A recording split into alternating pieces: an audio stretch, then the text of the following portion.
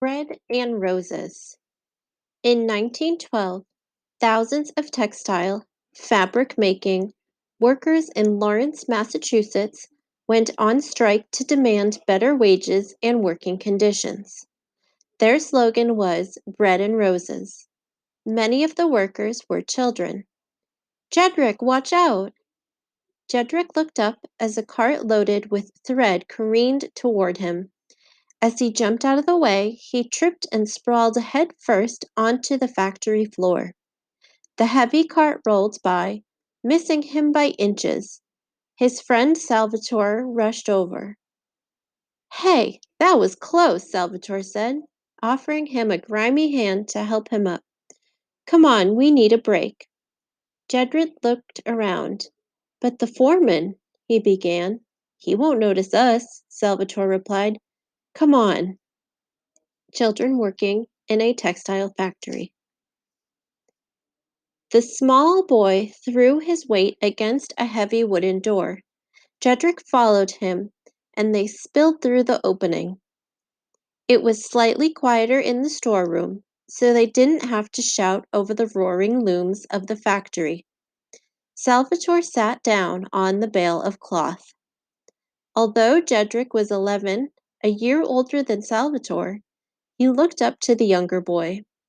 Salvatore had been working at the textile mill longer, ever since he'd entered the United States. I bet you wish you were back in school, Salvatore said. I sure do, but my folks need the money I earn, Jedrick said with a shrug. What about you? Did you go to school back in Italy? Of course I went to school, Salvatore replied. Then we came here because my pa thought we were going to be rich in America. Instead, we all have to work just to make ends meet. At least I'm learning to read English. Yeah? Yeah, take a look.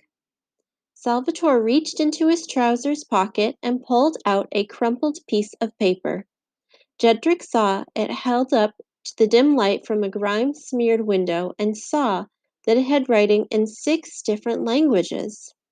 The part in English read, "We demand bread and roses." I read the Italian part, then the English part, Salvatore stated. I'm not sure what bread and roses means. Do you know? It means textile workers need more than better pay, Jedrick explained.